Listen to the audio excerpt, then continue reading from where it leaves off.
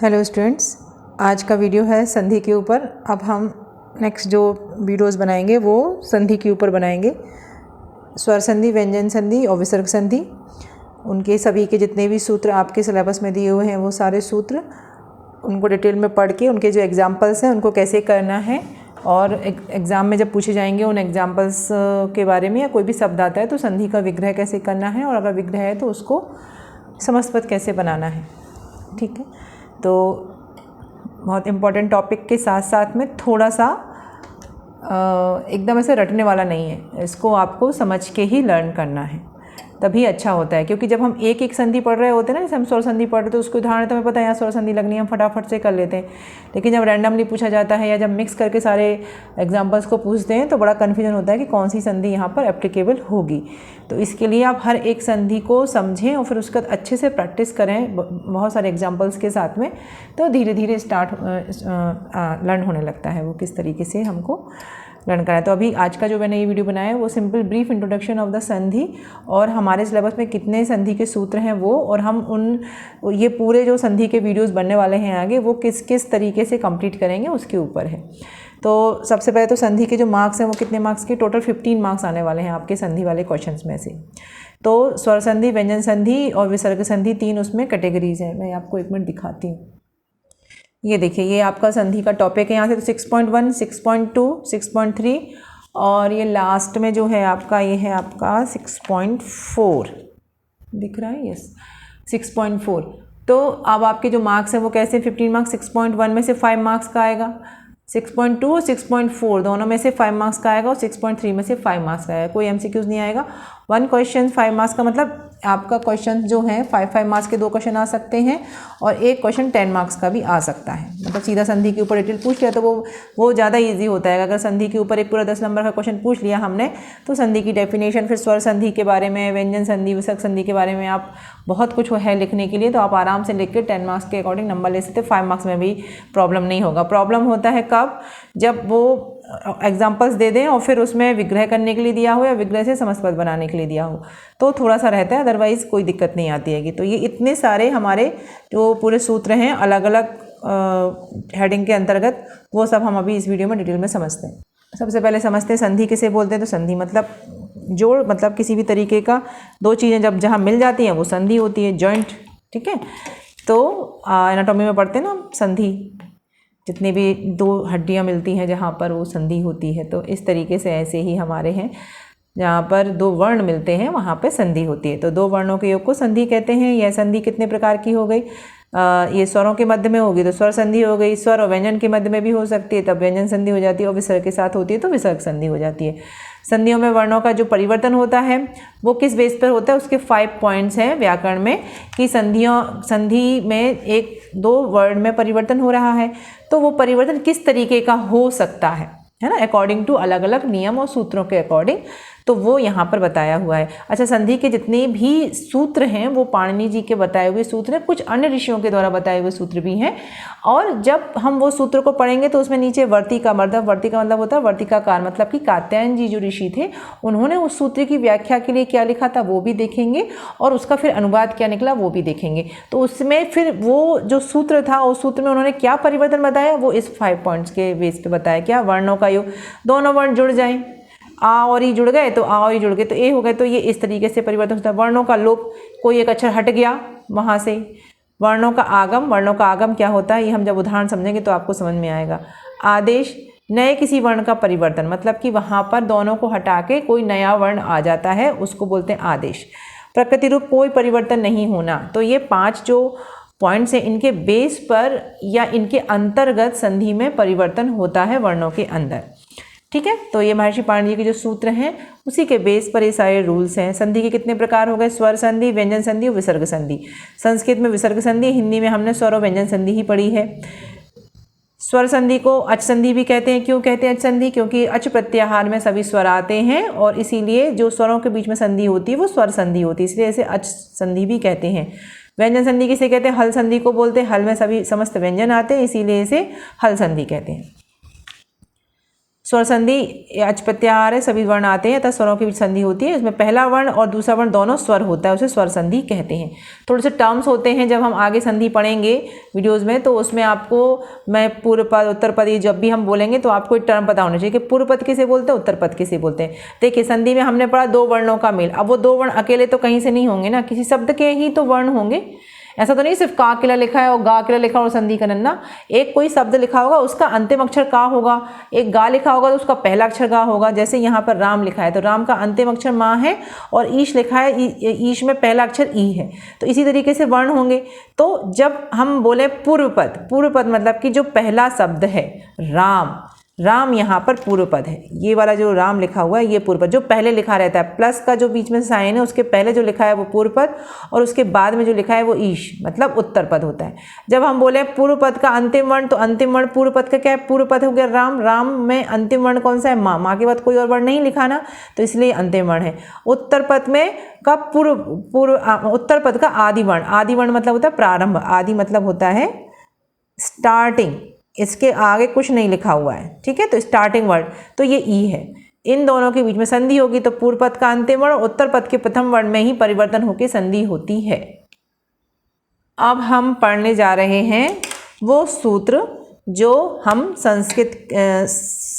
संस्कृत में जो संधि है उसमें जो संधि के प्रकार हैं उसके अंतर्गत अष्टाध्यायी के कितने सूत्र लिए गए हैं। देखिए हर एक संधि के लिए बहुत सारे सूत्र बताए हुए हैं अष्टाध्यायी में।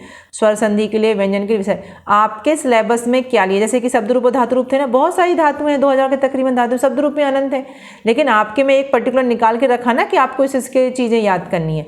वैसे ही यहाँ पर भी आपके लिए स्वर संधि में कौन कौन से संस्कृत के जो सूत्र हैं वो, यहाँ संस्कृत के सूत्र के माध्यम से संधि के नियम कुछ भी समझ सकते हैं आप, वो बताए हुए हैं। तो सबसे पहले हम देखेंगे कि हम जब स्वर संधि पढ़ेंगे तो स्वर संधि में कितने सूत्र बताए हुए हैं, ठीक है।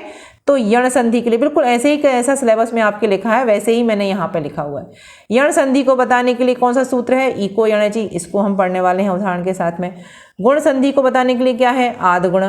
वृद्धि संधि को बताने के लिए क्या है, वृद्धि रेचि सूत्र है। अयवायवा संधि को बताने के लिए बताया एचो अयवायवा और वांतो ई। लोप संधि को बताने के लिए बताया है लोपा साकल्यस्य। पररूप संधि को बताने के लिए बताया है एंगी पररूप। पूर्व रूप संधि को बताने के लिए जो सूत्र है वो एंगा पदांतिति। प्रकृति भाव संधि को बताने के लिए दो सूत्र हैं, सर्वत्र विभाषागो और प्लुत प्रग्रह अचि नित्यम, ये दो सूत्र ही हैं। इसके अलावा भी दूरादूते और एक दो और सूत्र हैं जो प्रकृति भाव को बताते हैं, पर वो आपके सिलेबस में नहीं लिखे हुए हैं। यहाँ पर सिर्फ दो ही सूत्र लिखे हुए हैं। तो इस तरीके से ये 8 पॉइंट के अंतर्गत ये संधि। वैसे अगर हम देखें तो दीर्घ संधि भी आती है, लेकिन इसमें सूत्र में दीर्घ संधि नहीं है, लेकिन हम दीर्घ संधि जरूर पढ़ेंगे क्योंकि दीर्घ संधि बहुत इंपॉर्टेंट संधि है। उसके जो एग्जाम्पल्स हैं वो बहुत सारे एग्जाम्पल्स आते हैं एग्जाम में, तो क्यों छोड़ दिया मुझे नहीं पता है सिलेबस में, लेकिन हम जरूर पढ़ेंगे उसको। तो यहाँ पर दीर्घ संधि में भी पढ़ेंगे कौन सा, अकः सवर्ण दीर्घ सूत्र जो है वो, ठीक है। मैं यहाँ पर लिख लेती हूँ जिससे कि हमको उसको आगे याद रहेगा। अकः सवर्णे दीर्घः, ये हो गई आपकी दीर्घ संधि।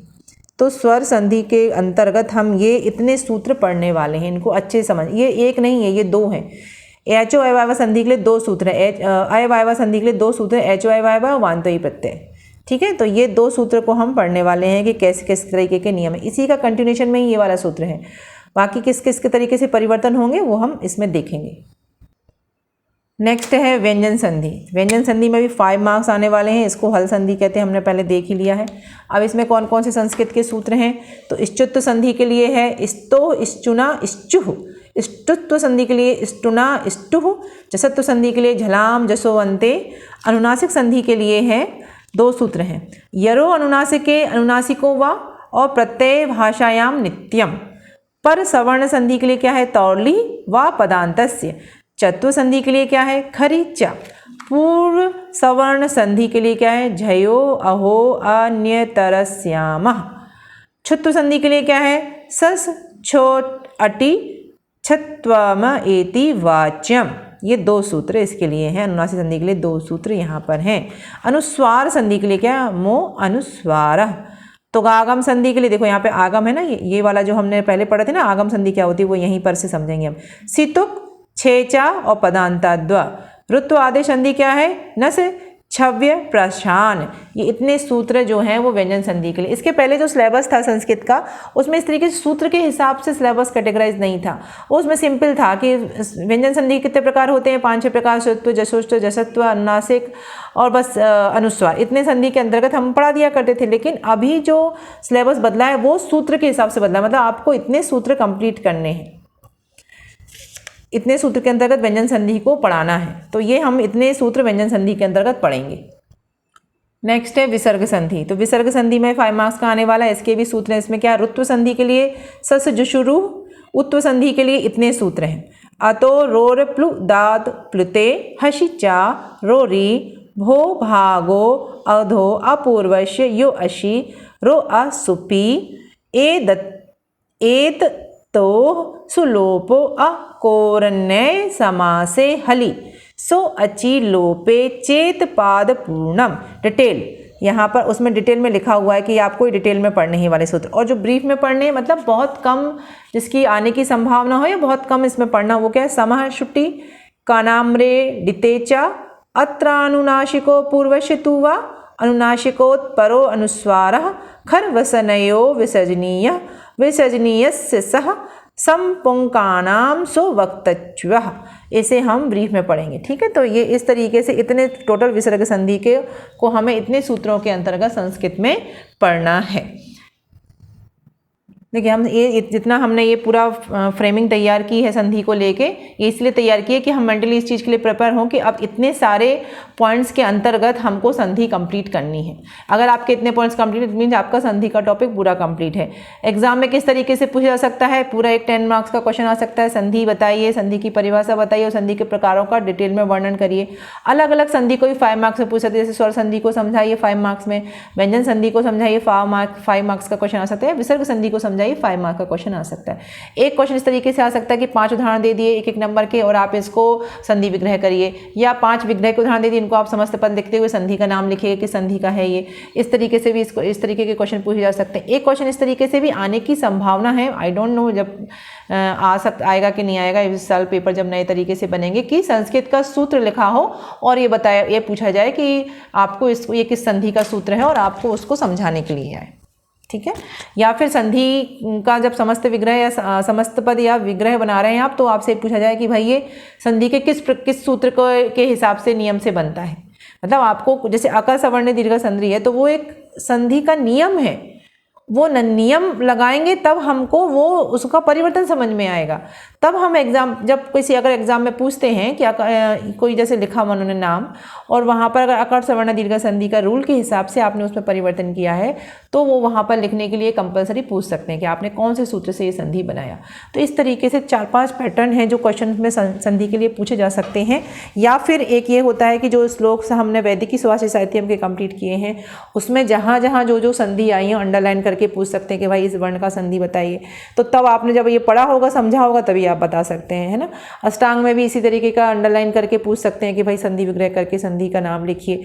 तो इस तरीके से इसमें इस तरह क्वेश्चन आ सकते हैं।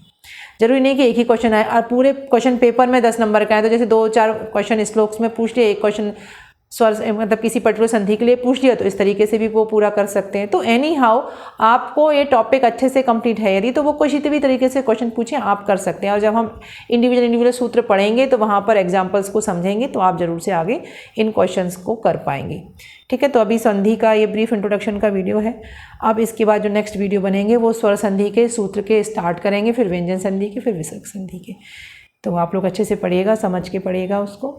आगे के वीडियोज़ में फिर मैं आपको समझाती हूँ स्वर संधि। Thank you very much.